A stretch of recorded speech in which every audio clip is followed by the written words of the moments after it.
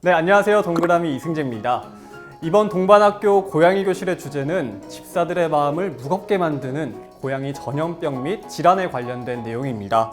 이 전염병에 대한 내용이 사실 좀 어렵다 보니까 집사분들이 정보를 찾아보고 좀 어려워하실 수도 있는데요. 저희가 그래서 오늘 이 전염병에 대해서 쉽게 설명해 주실 전문가분을 모셨습니다. 이민지 수의사님 모셨습니다. 안녕하세요. 네, 안녕하세요. 저는 한국고양이수의사회 소속 이민지고요. 지금은 글로리동물병원 내과 원장으로 근무 중인 수의사입니다. 네, 오늘 동반학교의 주제가 고양이 전염병 및 질환인데요. 사실 무거운 주제잖아요. 병원에 찾아오신 환자분들한테 이렇게 좀 병에 대해서 소개를 해주면 잘 이해를 하시는 편인가요? 요새는 원체 블로그나 인터넷이 발달해가지고요.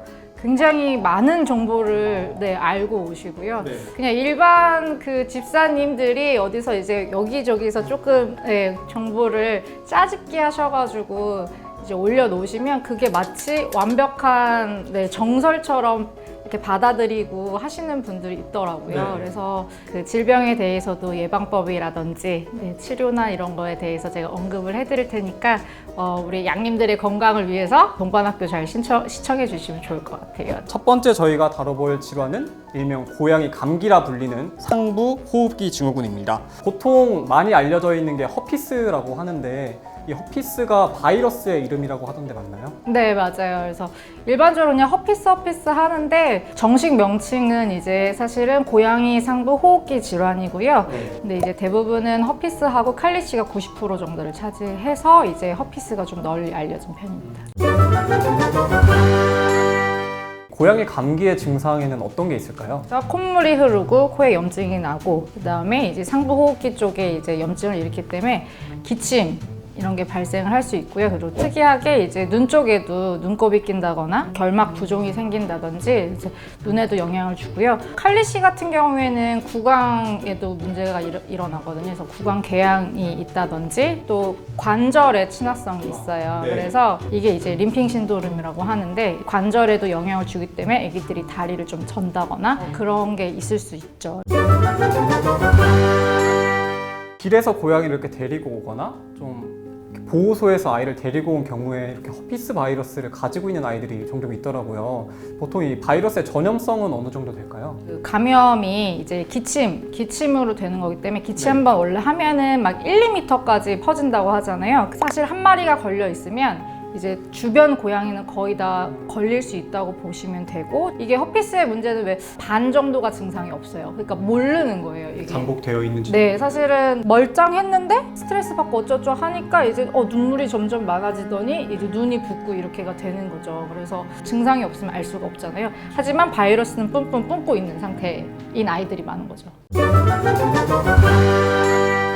증상이 굉장히 다양하게 나타나기 때문에 집사님들은 좀 치료법에 대해서 궁금해 하실 것 같아요. 사람은 주사를 맞는다거나 감기약을 복용하면 금방 좀 떨어지는 부분이 있는 것 같은데 고양이도 좀 비슷할까요? 사실 허피스가 이제 아까도 말씀드렸다시피 80%는 그 3차 신경절에 이제 감염이 되고 거기에 잠복해 있어요. 네. 그렇기 때문에 이거를 완벽하게 딱 허피스가 걸리면 잡기가 힘들어요. 네. 그래서 사실은 예방이 좀 더 중요하고요. 만약에 이제 임상 증상이 나타난다고 하면 호흡기에 대해서 치료가 들어갈 거예요. 네. 그리고 이제 2차 감염이 되지 않게 예방적으로 항생제를 쓴다든지 이렇게 할 거고요. 사실 완벽하게 근절하는 거는 허피스 같은 경우는 좀 어려운 것 같아요. 계속 왔다 갔다를 해서 그러면 이제 증상을 나타나지 않게 아이를 잘 케어해 주는 게 굉장히 중요하겠군요. 그렇죠. 스트레스를 안 받게 해주고 면역력을 올려주는 게 최고고 사실은 걸리지 않는 게 제일 좋겠죠? 예방이 가장 좋을 것 같아요.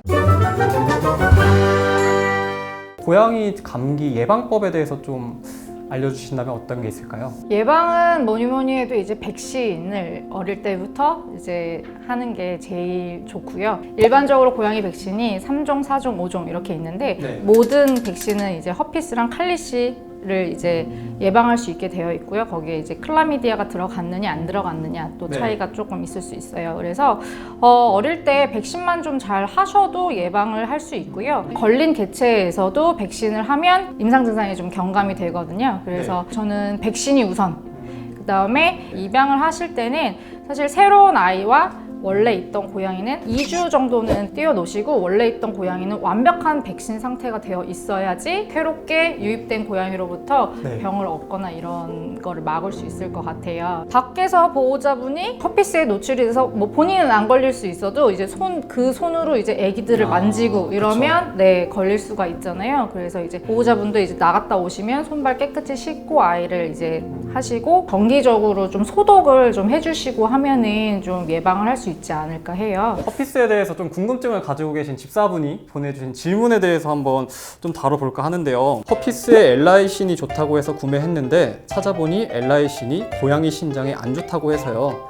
엘라이신을 꾸준히 먹여도 되는 걸까요? 라고 질문을 남겨주셨어요. 이제 엘라이신에 대해서 이제 정말 많이들 그냥 먹이고 계신 것 같아요. 네. 그래서 이게 이제 조금 논란의 여지가 있어요. 2000년 초반에 나온 논문에는 이제 엘라이신이 허피스 바이러스를 이제 억제하는 게 있다라고 이제 나왔는데 그거는 일단은 임상 개체한테 한 실험이 아니었긴 했거든요. 아, 그래요? 그거를 필두로 이제 엘라이신이 이제 되게 유명해졌거든요. 근데 네네. 최근 논문에는 사실 효과가 없다. 내지는 오히려 약 먹이는 그 스트레스 때문에 애들이 증상이 심해지다 이런 논문까지도 있어요. 그래서 완전히 뒤바뀐 결과네요. 네, 그래서 사실 이제 굉장히 고농도로 먹어야 돼요. 건강한 개체에서는 크게 해가 되진 않지만 신장 기능이 좀 떨어져 있거나 뭐 이제 간 쪽이 안 좋거나 뭐 이런 친구들 같은 경우는 대사에 영향을 줄 수가 있어서 네, 뭐 과유불급이란 말이 있잖아요. 그쵸. 그래서 이제 뭐든지 과하면 뭐 독이 될 수 있기 때문에 선별하셔가지고 생각하셔가지고 주셔야 될 것 같아요. 첫째 고양이 2개월령에 첫 백신을 맞고 3일 후에 고열과 활력저하, 식욕부진, 둘째 고양이 아기 때 접종을 했을 땐 이상 없다가 1년 지나 추가 접종하고 2일 후에 고열과 다리 저림, 활력저하, 식욕부진이 있었습니다. 백신 접종하고 2주 뒤에 나타난 이런 고열 증상도 백신 부작용 때문일 수 있나요? 라고 질문을 주셨거든요. 일반적으로 이제 백신 부작용이라고 하면 제일 많은 게 이제 과민 반응이에요. 애기들 얼굴이 붓는다든지 호흡곤란이 온다든지 뭐든 이제 붓는 거죠. 그 다음에 구토설사 이런 것들이 올 수가 있고요. 간혹 이제 다리를 절어서 오는 아이들도 있어요. 이건 왜냐면 3종, 4종, 5종 백신에는 칼리시 바이러스가 같이 들어있어요. 칼리시 바이러스를 예방할 수 있는. 네. 근데 이제 이 칼리시 바이러스가 관절에 친화성이 있어요. 그렇기 때문에 잠깐 이제 앓을 수 있는 거죠. 백신 때문에라고 단정 짓기는 그 2주 후는 조금 어려울 것 같아요. 네. 네, 고양이 감기에 대해서 한번 이야기를 해봤는데요. 사실 사람과 크게 다르지 않은 것 같아요. 손 깨끗이 씻어서 병균을 옮지 않게 잘 하고 그리고 온습도 잘 맞추고 예방접종 꼭 하고 예방접종이 걱정되시는 분들은 수의사 선생님들한테 자세히 물어보고 혹시나 또 아이가 문제가 있으면 바로 병원에 가서 진찰을 받아보시면 좋을 것 같습니다.